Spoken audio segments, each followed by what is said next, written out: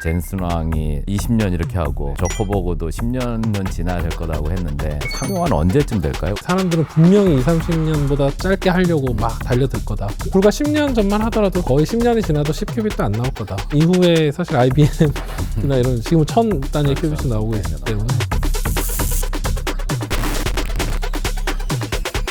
오늘은 양자 역학적인 원리가 실제 컴퓨팅에 어떻게 활용되는지 강 교수님하고 말씀을 나눠보도록 하겠습니다. 강 교수님 어떻게 하시다가 이 양자 쪽을 하시게 되었죠? 처음에 저는 양자역학을 굉장히 싫어했습니다. 저는 물리학자로서 이제 자연이 톱니바퀴처럼 이렇게 운영되는 그런 정교함에 굉장히 반했었거든요. 아인슈타인과시네요. 맞습니다. 예, 정확히. 저는 약간 보호과인 것 같아요. 네, 그렇죠. 양자역학이 자꾸 뭔가 결정되지 않았다. 그리고 측정 이전에 존재성에 대한 어떤 부정 이런 것들이 저는 굉장히 싫었었는데, 그래서 그런 것들을 끊임없이 이제 공격을 했었죠. 이제 지도 교수님한테 이제 계속 질문을 하고, 사실 질문이라기보다는 거의 시비에 가까웠는데 그게 틀린 거 아니냐. 뭐 그러다가 재밌어졌어요. 이게 그 계기가 있으신가요? 재밌어진 계기가? 이게 불확정적이고 그리고 이제 뭔가 결정되지 않았고 이런 이야기를 계속 하는데, 이제 그것이 어린 마음에는 이제 어떤 난해성 이런 것들을 해결하기 위한 방편이라고 나름대로 생각했었는데, 그게 아니라 알고 보니까 그렇게 해석을 하지 않으면 이 자연에 있는 현상들을 설명할 수가 없겠더라고요. 예, 그래서 이제 그게 오히려 자연의 정교함을 잘 설명해주는 이론이다라는 걸 알게 되었고, 그래서 이제 양자 이쪽을 계속 공부를 해보자라는 생각이 들었습니다. 역사적으로도 보면 패러다임의 시프트는 그 과정에서 나오는 것 같아요. 선생님 이제 시키는 것만 하는 제자는 솔직히 좀 재미도 없고 그 변연을 깨고 이전까지 몰랐던 것을 알게 되는, 어떻게 보면 역사적으로 그런 혁신적이고 건강한 갈등? 그걸 통해서 발전해온 것 같다는 생각이 듭니다. 맞습니다. 양자 컴퓨터에 대해서 많은 분들이 이제 제일 기본적으로 궁금해하시는 게, 우리가 지금 사용하고 있는 기존 컴퓨터랑 뭐가 다르냐. 그리고 뭐 슈퍼컴퓨터가 나와서 지금 우리가 어떤 불편함도 못 느낀다고 생각하는데 왜 양자 컴퓨터지라고 하는 질문들이 많을 것 같아요. 양자 컴퓨터 이야기를 하려면 먼저 이제 양자 정보 과학 이야기를 먼저 해야 됩니다. 양자 역학의 기본 원리를 기반으로 함으로써 우리가 얻을 수 있는 장점이 무엇이 있을까? 그걸 탐구하고 그걸 실현하는 게 이제 양자 정보 과학인데, 그 중에 이제 정보를 빨리 이제 가공하고 계산하는 그런 걸 구현해 보자라는 측면에서 양자 컴퓨터 개념이 이제 나타났고요. 비트라는 것은 뭐 0과 1, 전기가 통했다 혹은 통하지 않았다 이런 방식으로 구현하는데, 양자 역학에는 이 0과 1이라는 어떤 상태 혹은 어떤 신호들을 중첩을 하거나 새로운 형태의 상호작용을 이제 이용해야 되는 그런 이제 상황이 발생하게 되는데요. 그러려면 이제 그런 것들을 제공하는 그런 물리 플랫폼이 필요할 텐데, 그런 것들을 이제 큐비트라고 부르고, 그 양자정보 과학에서 결과적으로는 이제 기반 이론이 바뀌었기 때문에 이제 기본 개념부터 새로 정의해야 되고, 그 운용 방식부터 전혀 다른 형태로 우리가 이제 탐구를 해야 되기 때문에요. 큐비트를 이용을 해서 정보를 표현하고 기술하기 때문에 그 자체가 어떻게 보면 가장 기본적인 양자 우월성이라는 게 나타나는 그렇죠. 그 원인이 될 거다. 예. 그럼 큐비트를 구현하기 위한 그런 물리 플랫폼들에는 어떤 것들이 현재 있나요? 가장 뭐 잘 알려진 것이 지금 저희 연세대학교에 들어와 있는 이제 초전도 방식이 있고요. 그다음에 이온 트랩이라는 방식이 있습니다. 이온을 가둬놓고 그 안에 있는 에너지 준위들을 이용하는 방식이 있고요. 스핀 양자점 방식이 있습니다. 또 특이한 방식은 이제 광학을 이용하는 방식인데요. 광자가 일종의 빛이기 때문에, 빛은 이제 전자기파라고 알려져 있죠. 전자기가 이제 세로로 진동하느냐 가로로 진동하느냐 이런 모드들을 0과 1 이렇게 인코딩해서 사용하기도 하고, 또 이제 경로 광을 이제 가르면 오른쪽으로 갈 것인지 왼쪽으로 갈 것인지 이런 경로들을 비트처럼 이용해서 하는 방식들도 있습니다. 처음에 우리가 많은 오해를 했던 게 원자, 전자처럼 어떤 물리적인 이제 실체를 생각했는데 그건 아니다라고 이제 다들 얘기하잖아요. 예, 맞습니다. 그런 것처럼 기본적으로는 그런 양자적 중첩이나 얽힘 현상이 일어날 수 있는 것들을 가지고 정보 처리라고 계산을 한다. 정확히 알겠습니다. 맞습니다. 우리 연세대학교 이제 국제 캠퍼스에 있는 그 시스템들을 보시면 대부분 이제 우리가 아는 거는 이런 샹들리아인데 왜 이거는 뭐예요 하면 이제 제가 그런 얘기를 하죠. 그러니까 그냥 진공 냉동고라고 생각하시면 됩니다. 네네. 예를 들면 생명 현상이라고 하는 것도 초저온 상태로 얼려버리면 상호작용을 하지 않기 때문에 네네. 그 상태 그대로를 놔둘 수가 있습니다. 네네. 근데 열 에너지가 오거나 하게 되면 결국은 세포가 계속해서 이제 엔트로피를 낮추기 위해서 뭔가 대사작용이 되게 되고, 대사작용이 어떻게 보면 세포에서는 시계랑 똑같거든요. 그렇기 때문에 세포를 정말 완벽하게 냉동을 시킬 수 있다면 네네. 그 상태로 시간을 멈추게 해놨다가 뭐 50년 후에 난치병을 치료할 수 있게 나오면 깨어나게 되면 그 상태에서 그대로 새롭게 이제 생명 현상이 시작될 수 있다는 거죠. 사실 이게 어떻게 보면은 유사과학인 것 같기도 하고 뭐 미신 같기도 한데, 제가 이제 생물학적으로 생각하는 거는 똑같아요. 양자 상태가 주변 계하고의 상호작용을 하는 순간 네. 이제 다 붕괴가 되고 우리가 그 행위를 관측이라고 하잖아요. 네네. 결과적으로 양자 기술의 어떤 성패는 고품질의 큐빗을 잘 생성해서 제어하고 측정하는 일일 텐데요. 말씀하셨던 것처럼 이제 어떤 열적인 그런 어떤 교란이거든요. 그러니까 이 큐빗 시스템이 가만히 놔두면 주변 환경과의 상호작용을 통해서 얘가 이제 고전적인 통계적인 상태로 이제 회귀를 하게 됩니다. 아까 말씀하신 게 그게 사실은 주변에 있는 것들이 얘를 측정을 하는 것이죠. 그러면 이제 얘가 고전 상태로 회귀하게 되고, 그걸 저희가 디코히어런스라고 부르는 양자 결풀림 효과라고 부르거든요. 그거를 사실은 잘 컨트롤하고 그런 양자 결풀림 효과로부터 강건한 큐빗을 만드는 게 현재 있어서는 제일 큰 아젠다입니다. 네. 이제 현실적으로 와서 그럼 어떤 문제를 더 잘 풀 수 있는지 다들 얘기는 하잖아요. 뭐 최적화 문제가 뭐 몇 억 년이 걸리는데 뭐 양자 컴퓨터는 이렇게 얘기를 하는데, 뭐 그런 예시들에 대해서 좀 설명해 주실 수 있을까요? 계산과학적으로 어떤 문제가 어렵다, 오래 걸린다는 그 문제의 사이즈 혹은 이 문제를 해결하는 어떤 커맨드들의 나열들이 얼마나 어떤 비율로 증가하느냐, 이게 사실 그게 중요하거든요. 근데 그런 게 문제의 난이도입니다. 양자 알고리즘을 이용하면 지수함수적으로 늘어나는 비율에서 선형적으로 늘어나는, 이렇게 바꿀 수 있다.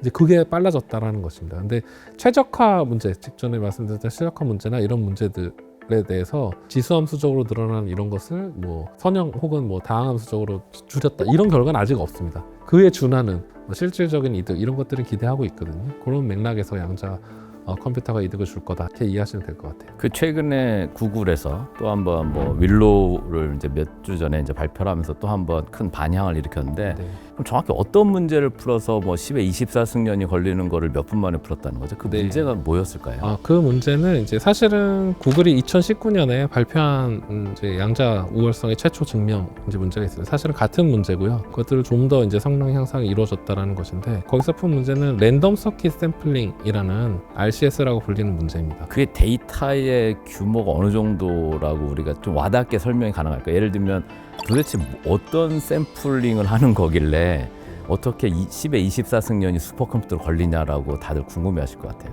이를테면 이제 그때 실험했던 큐빗 수가 50큐빗 정도 생각하시면 될 것 같고, 이 50승 중에 한 가지가 얼마의 확률로 일어나느냐를 이제 해보려면 적어도 2의 50승번의 테스트를 했을 때 적어도 하나가 일어날까 말까, 그리고 이제 그 하나가 일어날까 말까인데 그 확률을 이제 테스트하려면 훨씬 더 많은 수의 샘플링을 해야 될 거잖아요. 그게 지금 말씀하신 랜덤 서킷 샘플링이 네. 그 50큐비트로부터 가능한 나타날 확률에 대한 것들을 우리가 유의하게 측정하려면 어느 정도의 샘플링 해야 되냐. 맞습니다.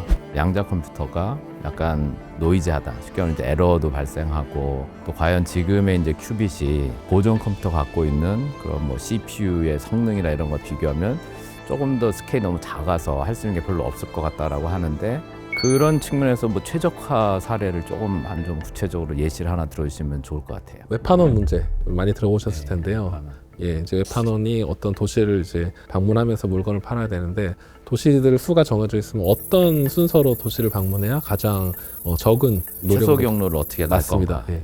그리고 이런 문제들은 굉장히 많이 있습니다. 예를 들면 저희 맨날 엘리베이터 같은 거 이용하는데, 엘리베이터에서 막 언제 누를 텐데 어떤 층에 어떻게 서야 되는가, 먼저 누른 층에 서야 되나, 가장 가까운 층에 서야 되나, 이제 이런 것들을 계산하는 것도 최적화 문제입니다. 이거 되게 중요한 것 같아요. 간혹가다 스마트 엘리베이터라는 거 있는데, 네네. 어떻게 보면 정말로 이제 이 성격 나빠지게 만들잖아요. 네, 맞습니다. 이게 내려오다가 불 꺼지고 반대쪽으로 가고. 예. 근데 이제 그런 문제들은 어떤 게 최적화인지, 그 최적의 솔루션인지 되는지는 그때그때 다릅니다. 그리고 일반적인 솔루션은 이제 발견되지 않았거든요. 아직까지 굉장히 어려운 계산 문제 중 하나고, 또 물류를 어떻게 이동시키느냐, 뭐 여행을 갈 때 어떤 경로로 가야 되느냐, 그런 모든 문제들이 사실 최적화고, 이런 수학적인 어떤 그 형식화가 잘 돼 있는 이런 문제들에 대해서 양자 컴퓨터가 좀 강점을 발휘할 수 있구나, 이런. 그런 걸 보면 결국은 이제 계산을 해야 되고 계산하기 위한 알고리즘이 필요하잖아요. 그러니까 아주 대표적인 좀 그러니까 클래식한 양자 알고리즘, 좀 그런 거에 대해서 좀 설명해 주실 수 있나요? 이제 많이 분들이 알고 계실 거예요. 아마 소인수분해를 공략할 수 있는 초어 알고리즘이라고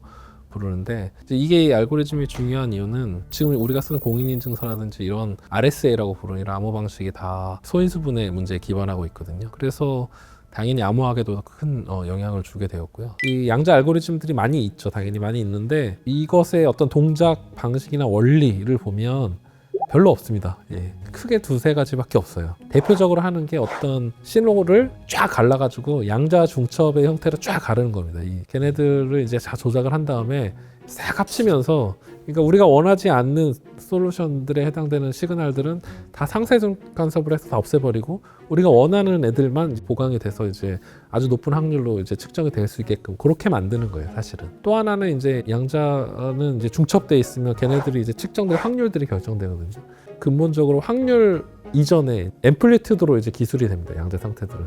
마찬가지로 우리가 원하는 솔루션에 해당되는 상태는 점점 증가시켜가고, 나머지는 이제 상쇄 간섭을 통해서 점점 없애가는 이런 프로세스, 이걸 앰플리튜드 앰플리피케이션 이렇게 부르거든요. 다양한 형태의 뭐 알고리즘도 있고 뭐 방법론들이 있지만 거의 다 이런 클래스예요. 최근에 이제 하고 있는 거는 변분법 알고리즘이라고 부르는 것들이 있는데, 이거는 고전 양자 융합을 하는 겁니다. 그래서 꼭 해야 되는 필요한 프로세스는 양자 프로세스로 출력값을 얻고, 추출된 어떤 정보를 가지고 다시 이 시스템을 다시 업데이트하고, 그 다음에 다시 얻고 다시 업데이트하고, 이렇게 최적화해가는, 아주 멀리까지 가지 않아도 단기간 내에 뭔가 이득을 줄 수 있을 거라고 믿어지는 이런 형태의 알고리즘들도 많이 있습니다. 우리 사실 그 비트코인에서 쓰는 그 블록체인 기술도 네네. 일종의 이제 암호화 기술이라고 생각을 하는데, 그게 양자 컴퓨터로 원리적으로 풀 수가 있는 그런 거라고 생각하시나요? 최근에 가장 많이 받은 질문 중에 하나인데요. 양자 컴퓨터의 계산 파워에 대한 이제 긍정적인 비전 혹은 긍정적인 주장들이 굉장히 많이 있는 걸로 알고 있습니다. 이제 그런 것들을 효과적으로 공략할 수 있는 양자 알고리즘이 이제 학술적인 결과로 나와 있는 건 아니고요. 대신에 논문들에서도 사실 언급하고 있는 내용들은 블록체인 혹은 비트코인 채굴과 관련된 그런 것들에 영향을 줄 수 있는 그런 양자 기술들이 향후 20-30년 내에 개발될 거다라는 퍼스펙티브 논문들은 좀 존재합니다. 근데 이게 양자 컴퓨터가 이걸 풀 수 있다, 쇼와 알고리즘처럼 굉장히 구체적으로 풀 수 있는 알고리즘이 개발됐거나 이제 그렇지는 않습니다. 최근에 이제 CES에서도 뭐 회사의 이제 대표가 나와서 새로운 레벨의 인공지능으로 간다라고 해서 큰 반향을 일으켰습니다. 그리고 당분간 인공지능의 시대라고 우리가 생각을 하는데, 그거에 대해서 양자 알고리즘 소프트웨어 전문가로서 어떻게 생각하시는지? 최근에 이제 또 뭐 굉장히 핫한 분야 중에 하나가 양자 머신러닝 혹은 양자 인공지능 이런 분야입니다. 인간의 지능이라든지 생각하고 있는 이런 메커니즘, 이런 프로세스들이 이제 양자 역학적인 요소가 가미되어 있을 거다라는 얘기는 예전에 이제 로저 펜로즈라는 교수님이 이제 하셨고요. 저희가 바라는 것은 이런 양자 역학적인 어떤 기반 이론이 인공지능의 기본 원리조차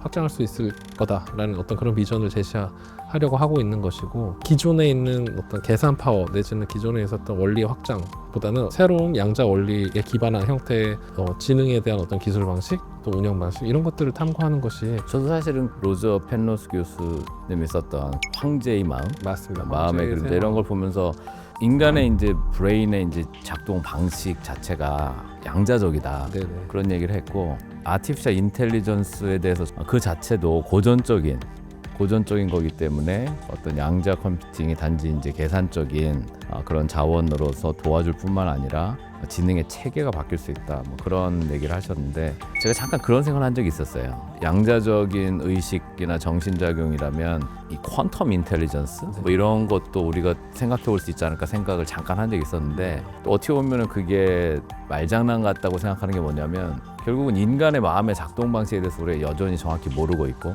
100년 전까지만 해도 계속해서 동일한 마음을 가지고 세상과 자연을 이해하려고 노력을 해왔고, 그 마음에서 생성된 언어로 지금 모든 것들을 설명하잖아요. 네. 양자 역학도 그 언어로 설명하지 않고는 누구하고도 대화를 할 수가 없기 때문에 맞습니다. 예. 그런 면에서 볼 때 이거는 좀 어려운 문제긴 하지만 아주 흥미롭고 조금 더 대화가 필요한 분야라고 생각을 합니다. 예.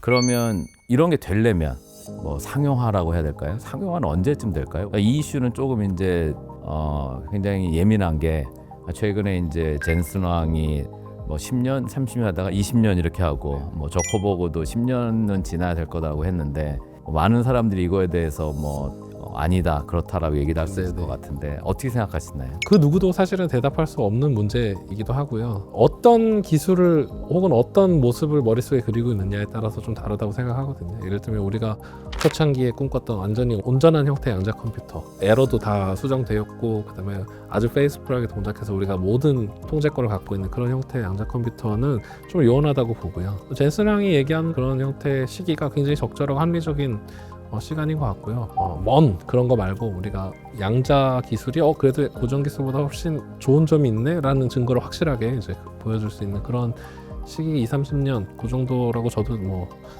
감히 예상을 해봅니다. 이제 저는 이제 상용화라고 하는 거에 대해서 저는 이제 두 가지 측면이 있다고 생각을 하는데 젠슨 왕 같은 경우는 근데 그런 분이 코멘트 했다는 것 자체에서는 굉장히 중요하다고 생각을 해요. 그냥 더 많은 사람들이 관심을 갖게 될 거고 맨하탄 프로젝트. 네네. 저는 맨하탄 프로젝트를 생각할 때마다 원자폭탄을 맨하탄 프로젝트를 하고 나서 2년 6개월 만에 만들었거든요. 네네. 그래서 사실 2차 대전이 끝났잖아요. 예. 근데 그 얘기가 뭐냐면 이게 목적지향적인 연구 개발하면 20년이 아니라 저는 그보다 더 짧아있다고 생각을 해요. 왜냐하면 지금부터 70년 전, 80년 전이 40년대에 일종의 이제 기존 이제 백그라운드 널리지라든 이런 기술 수준 그리고 지금 2020년, 30년 생각하면은 출발선이 굉장히 이제 당겨져 있기 때문에 잠재력이라든지 우리가 갖고 있는 역량은 이미 5년이나 10년 내에 상용할 수 있는 데까지 와 있다. 네네. 단지 그 에포트들이 그냥 분산이 되는 거라 저는 네네. 그렇게 생각을 하고 맞습니다. 이 과학자들은 보수적이잖아요. 그래서 저희가 사실 농담 삼아서 그런 얘기를 했어요. 저분이 20-30년 얘기했기 때문에 사람들은 분명히 20-30년보다 짧게 하려고 막 달려들 거다. 사실 그 포인트가 중요하다고 생각해서 저도 들고요. 불과 10년 전만 하더라도 사실은 기사를 엄청 냈었어요. Uncertain Future라고 해서 거의 10년이 지나도 10큐빅도 안 나올 거다. 그 기사를 쓴 이후에 사실 IBM이나 이런 지금 1000단위 큐빅이 나오고 있기 때문에 그래서 어떤 문제를 풀었던 솔루션 패키지 이런 것들 측면에서는 뭐 단기간에 저도 긍정적이라고 생각하고 심지어는 양자 통신 모듈 이런 것들은 지금 이미 상용화가 돼서 팔고 있기도 하고요. 개발된 이런 모듈들 우리가 컨트롤 가능한 이런 시스템들로 어떤 문제를 어떻게 풀지 이런 것들을 지금 고민할 시점이 되었습니다. 특히 이제 그런 것들은 이론과 실험의 어떤 인터플레이 굉장히 중요한 시점이거든요. 특히 지금이 그런 양자 컴퓨터의 활용 이런 것들에 대해서 좀 진지하게 고민해 볼 수 있는 시기가 아닌가. 맞습니다. 사실은 뭐 우리가 완벽한 도구를 가질 때까지 네. 아무것도 안 할 수는 없겠죠. 네.